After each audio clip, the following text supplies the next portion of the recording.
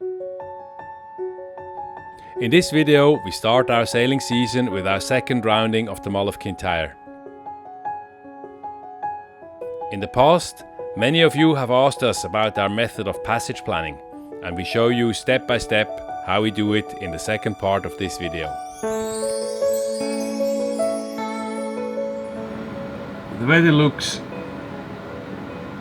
as if it's doable today. It's been a very various unstable forecast. Might be a bit gusty. We have a forecast of 4 to 6 from southwest to south, and I think we're just gonna try and see.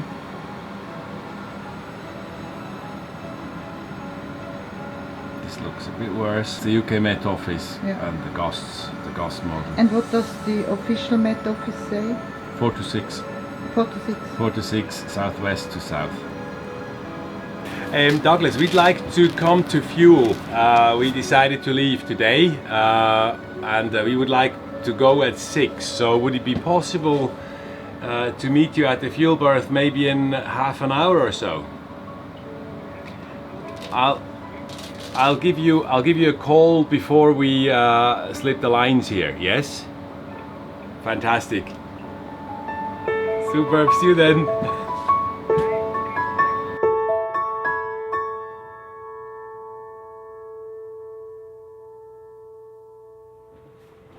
Ready? I think we are, yes. Let's do this. First to the fuel station, huh? First to the fuel berth, yeah. For the past 2 winters, we have found a perfect home here at Lark's Yacht Haven. A safe harbour it has been for us, and we made memories to cherish and never to forget. We enjoyed the outstanding friendliness and hospitality of the people here, and we made new friends who we keep in fond memories and hope to meet them again. Farewell to you, fine friends. Dino, Catherine's early morning swimming companions, Lilith and Ruth, Pat, Charlotte, Shona and Dominic, Gordon and Ross, Mark and Asha, Keith and Pippin, and Lars and Tine. We'll miss you.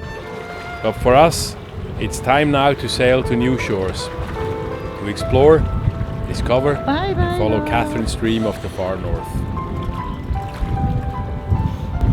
It's a bittersweet moment. We're leaving Lark's. It's been a great place to stay for the last 2 winters, but now it's time to go. We leave many good friends, and that's a bit sad, but on the other side, we're keen to go and we discover keep new in touch. places. I think we keep in touch. And we will keep in touch. Thank you very much for having us.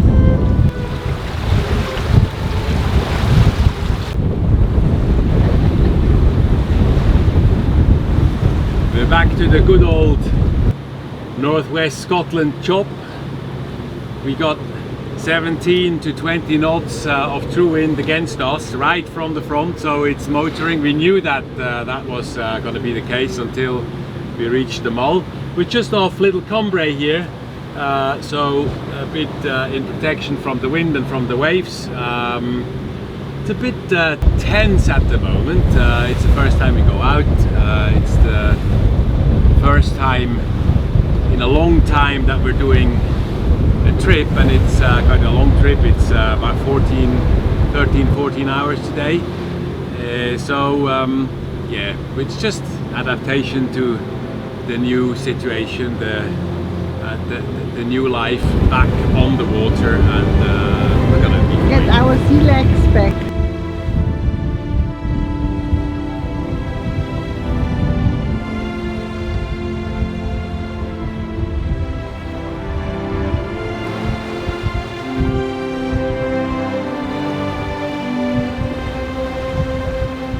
Sails are up.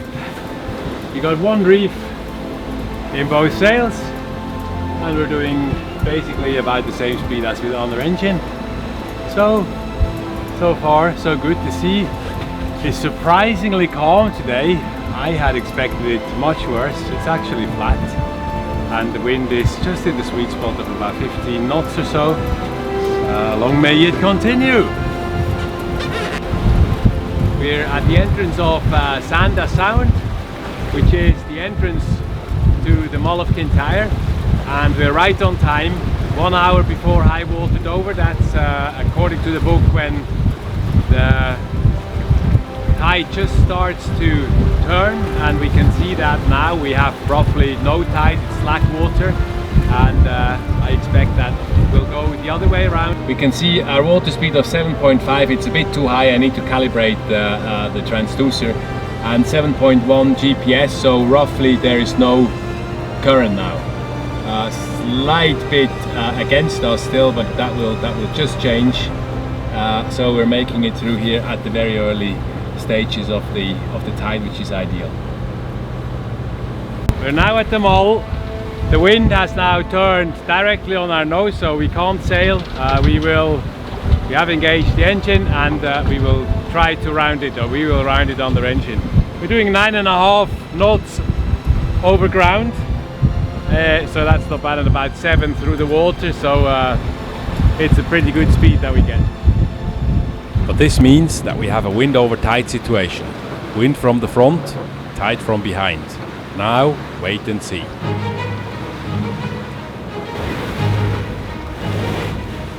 The conditions are relatively benign. 3 to 4 knots of tide against 10 to 15 knots of wind. But look at these overfalls.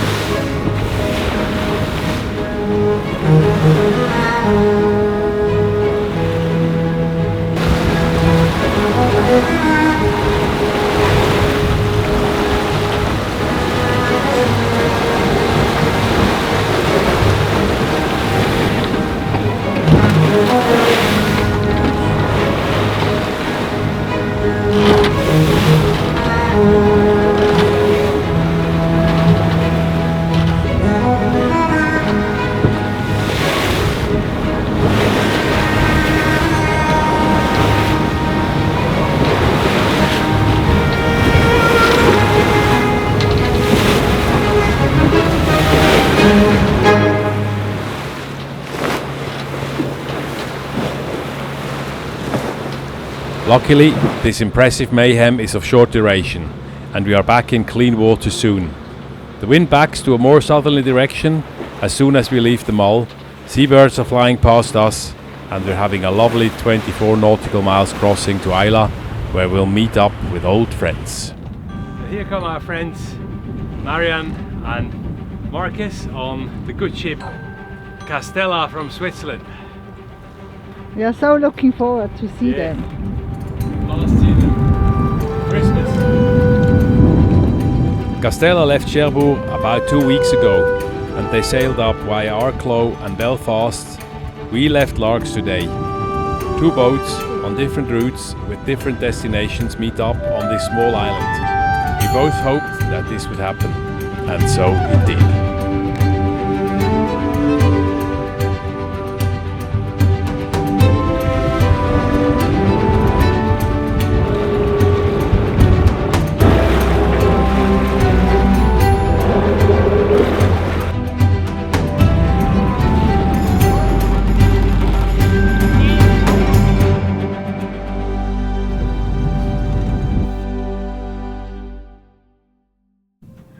Many of you have asked how we do the passage planning, and now that we've done another successful planning around the Mull, I think it would be a good idea to show you how my method of passage planning is. So come and have a look. So this is the final result, including the executed passage plan after the event, and I will show you step by step how I do that. First of all, I go into the pilot book and read up about the trip we're gonna do. So in this instance, it's the Mull of Kintyre. Everything is written up. You see the tides and everything that one needs to know, including some sailing directions. So that's the start with. And based on this, I plot a route that we want to do. So on that particular day, this was the route we're going from Largs, through the Largs Channel, along Cambrai, Little Cambrai, across south of Arran, then going through Sanda Sound, around the Mull of Kintyre, and across to Port Ellen. That was our route, 74 nautical miles, and now I'm going to show you how we're going to do that.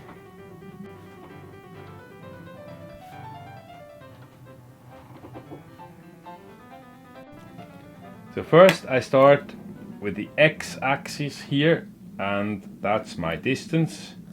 So that's the length here. On the bottom I have the track we're gonna do. It's 74 nautical miles as the distance to go as we go along. So from 74 miles to 0 nautical miles.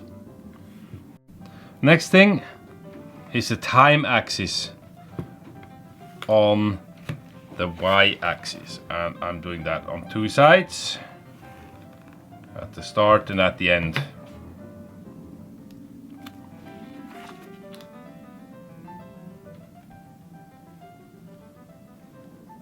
Warte, das mal da über, so, zack.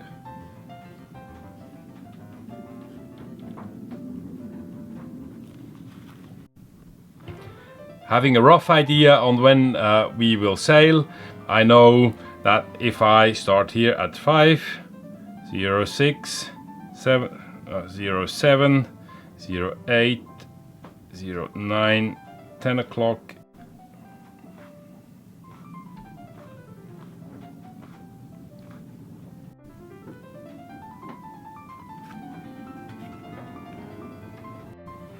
so that's the finished start product.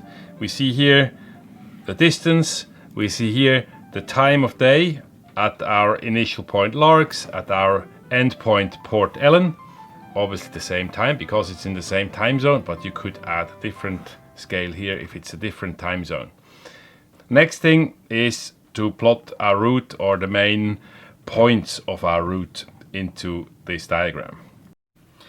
So here now on my axis I have added the main points of my route. I haven't put every waypoint on, just the important ones. So you see here number 2, this is here on the south side of Arran.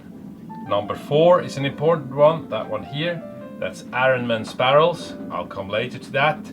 And then number 7, that's here, that's the Mull. So these are my main points I want in my passage plan.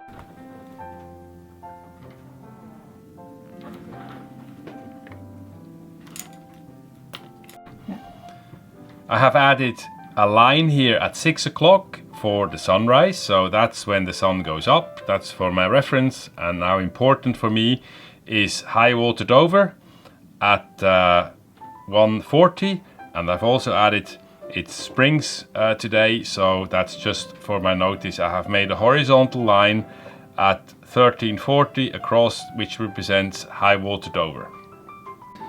The sailing directions tell me I have to arrive off Arranman's Barrels for Sanda Sound between high water Dover and high water Dover +3. But I also read here that the west going stream in the Sanda Sound begins at high water Dover -1. So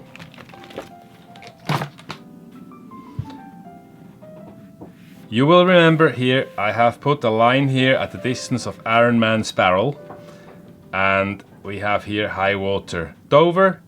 So we can be at Arranman's Barrel an hour before high water Dover, which is about here. That's when the tide starts turning. So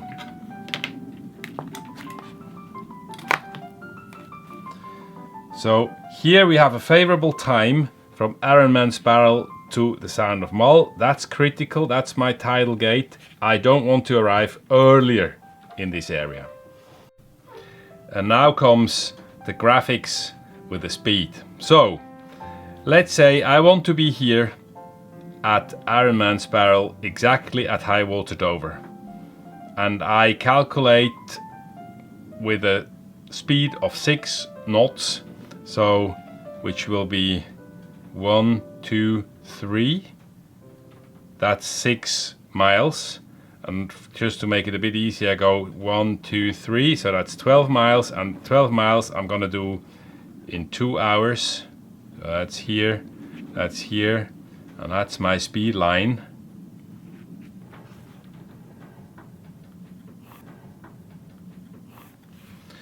If I want to be at Ironman's Barrel, traveling at a speed of 6 nautical miles an hour, I have to leave Largs at 7 o'clock in the morning. That's what I can read.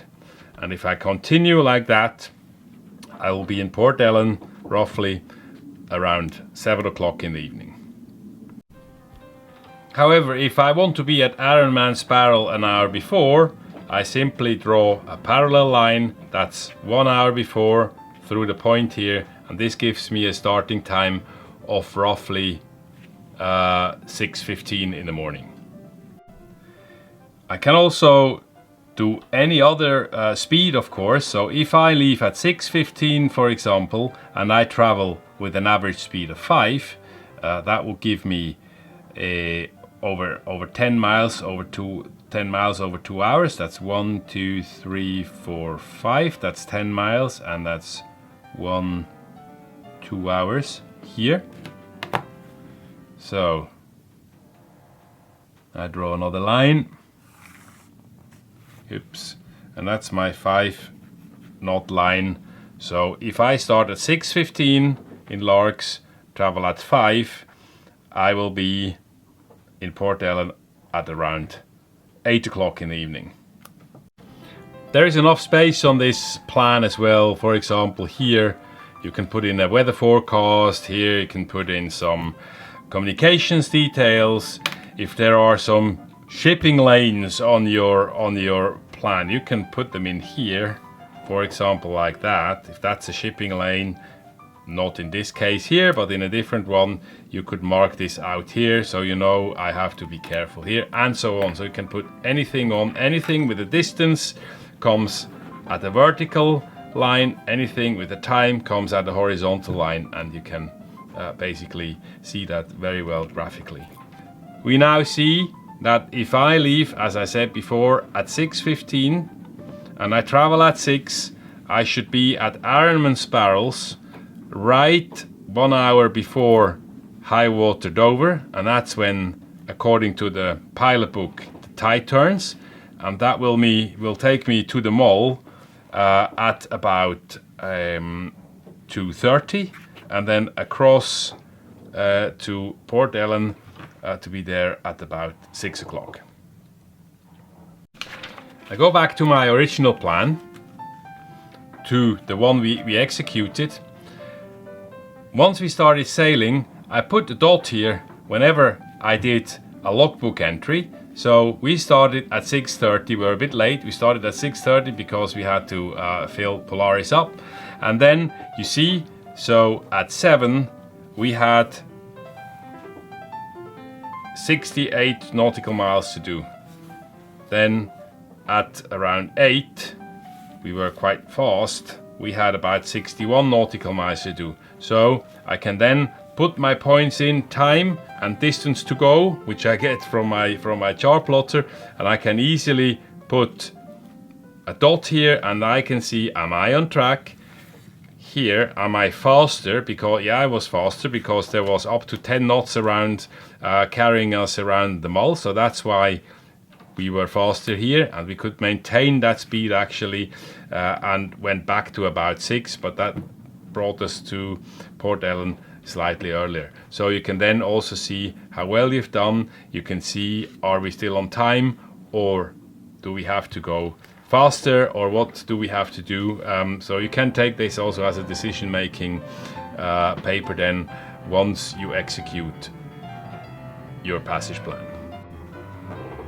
Of course, there is also a requirement for any skipper to have a passage plan. The form is not a question, you can do that in any way how you want to do that, but you're obliged to have one. And it's also a very good tool to brief your crew, to tell them where we are, and even if something happens, to actually show them where to go and what to do and how to proceed.